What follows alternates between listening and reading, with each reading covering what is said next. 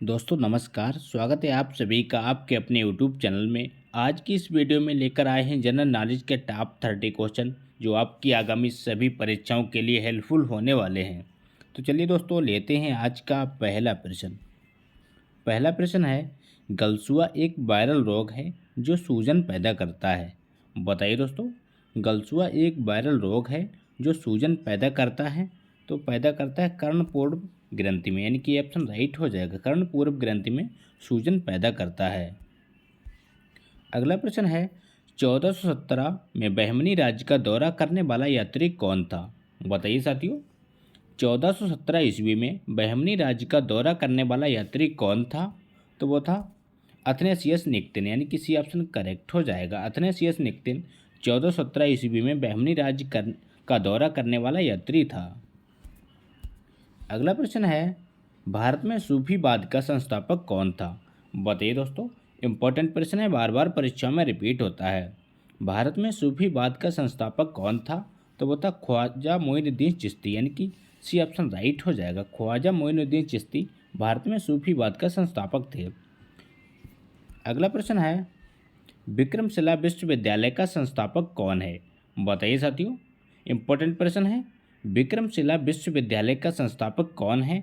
तो वह धर्मपाल, यानी कि डी ऑप्शन राइट हो जाएगा। धर्मपाल विक्रमशिला विश्वविद्यालय के संस्थापक माने जाते हैं।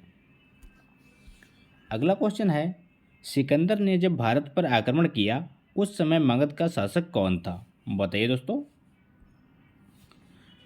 सिकंदर ने जब भारत पर आक्रमण किया उस समय मगध का शासक कौन था। तो वो था नंद, यानी कि बी ऑप्शन राइट हो जाएगा। उस समय भारत का शासक, मगध का शासक नंद था।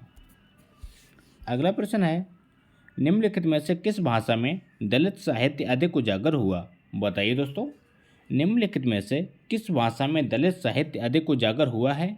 तो वो हुआ है मराठी में, यानी कि सी ऑप्शन राइट हो जाएगा। अगला क्वेश्चन है, निम्नलिखित में से कौन सा अवश्यमेव एकल नृत्य है। बताइए दोस्तों, निम्नलिखित में से कौन सा अवश्यमेव एकल नृत्य है। आपके ऑप्शन है कुचिपुड़ी, कथक, मणिपुरी या मोहिनी अट्टम। तो इस क्वेश्चन का सही जवाब है मोहिनी अट्टम, यानी कि डी ऑप्शन राइट हो जाएगा। मोहिनी अट्टम एक अवश्यमेव एकल नृत्य है। अगला क्वेश्चन है, पंडित भीमसेन जोशी का संबंध किससे है। बताइए साथियों, इंपॉर्टेंट प्रश्न है, बार बार परीक्षा में पूछा जाता है। पंडित भीमसेन जोशी का संबंध किससे है। तो वह शास्त्रीय गायन से, यानी कि सी ऑप्शन राइट हो जाएगा। पंडित भीमसेन जोशी एक शास्त्रीय गायन थे।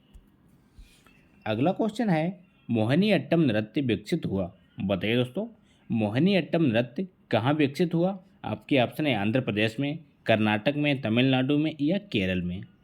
तो इस क्वेश्चन का राइट आंसर है केरल, यानी कि डी ऑप्शन राइट हो जाएगा। केरल में मोहिनी अट्टम नृत्य का विकास हुआ था। अगला क्वेश्चन है, श्री पेराम्बटूर जो दक्षिण भारत में मंदिरों का शहर है, जन्मभूमि है। बताइए दोस्तों, श्री पेराम्बटूर जो दक्षिण भारत में मंदिरों का शहर है, किसकी जन्मभूमि है। तो वह रामानुजाचार्य की, यानी कि बी ऑप्शन राइट हो जाएगा। अगला प्रश्न है, 5वीं सदी में जन्मे हुए आर्यभट्ट क्या थे। बताइए दोस्तों, 5वीं सदी में जन्मे हुए आर्यभट्ट क्या थे। तो वो थे प्रसिद्ध गणित शास्त्री और खगोलवेत्ता, यानी कि सी ऑप्शन राइट हो जाएगा। इंपॉर्टेंट प्रश्न है, बार बार परीक्षा में रिपीट होता है। अगला क्वेश्चन है, पल्लव राजाओं की राजधानी कहाँ थी। बताइए साथियों, पल्लव राजाओं की राजधानी थी तो वो कहाँ थी। तो इस क्वेश्चन का राइट आंसर है कांचीपुरम, यानी कि सी ऑप्शन राइट हो जाएगा। पल्लव राजाओं की राजधानी कांचीपुरम में थी, याद रखिएगा। अगला क्वेश्चन है, दिव्य जीवन संघ के संस्थापक कौन थे। बताइए दोस्तों, दिव्य जीवन संघ के संस्थापक कौन थे। तो वो थे स्वामी शिवानंद, यानी कि बी ऑप्शन राइट हो जाएगा। स्वामी शिवानंद दिव्य जीवन संघ के संस्थापक माने जाते थे। अगला क्वेश्चन है, किस शासनकाल में वर्धमान महावीर और गौतम बुद्ध दोनों ने अपने सिद्धांतों को प्रवचन दिए। बताइए दोस्तों, किसके शासनकाल में वर्धमान महावीर और गौतम बुद्ध दोनों ने अपने सिद्धांतों के प्रवचन दिए थे। तो वो थी अजातशत्रु के शासनकाल में, यानी कि ऑप्शन राइट हो जाएगा। अजातशत्रु के शासनकाल में वर्धमान महावीर और गौतम बुद्ध दोनों ने अपने सिद्धांतों के प्रवचन दिए थे। अगला क्वेश्चन है, सात पैगोड़ा के नाम से प्रसिद्ध पत्थर काटकर बनाए गए मंदिर बनाने वाले कौन थे। बताइए साथियों, सप्त पैगोड़ा के नाम से प्रसिद्ध पत्थर काटकर बनाए गए मंदिर बनाने वाले कौन थे? आपके ऑप्शन है Chola, option B Chalukya, option C Pallava, option D Rashtrakuta.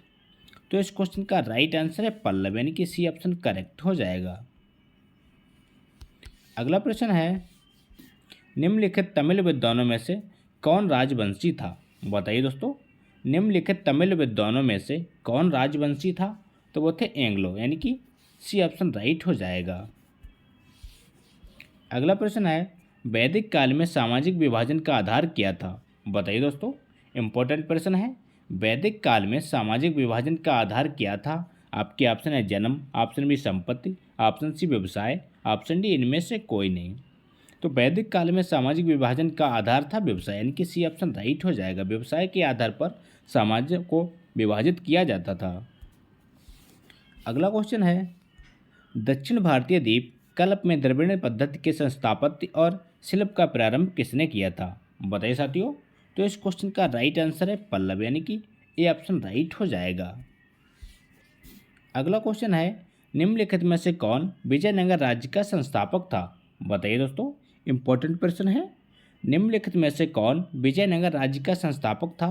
तो वो था हरिहर, यानी कि बी ऑप्शन राइट हो जाएगा। विजयनगर राज्य का संस्थापक हरिहर एवं बुक्का दो भाई थे। अगला प्रश्न है, 11वीं सदी के चील चित्रकार जिस विख्यात शिव मंदिर से खोजे गए वह कहाँ हैं? बताइए साथियों, 11वीं सदी के चील चित्रकार जिस विख्यात शिव मंदिर से खोजे गए वह कहाँ हैं? तो वह तंजावुर में, यानी कि सी ऑप्शन राइट हो जाएगा। किस शहर में, इसका आंसर में कमेंट बॉक्स में दीजिए। अगला प्रश्न है, निम्नलिखित में से किस ग्रीक शासक को चंद्रगुप्त मौर्य ने हराया था?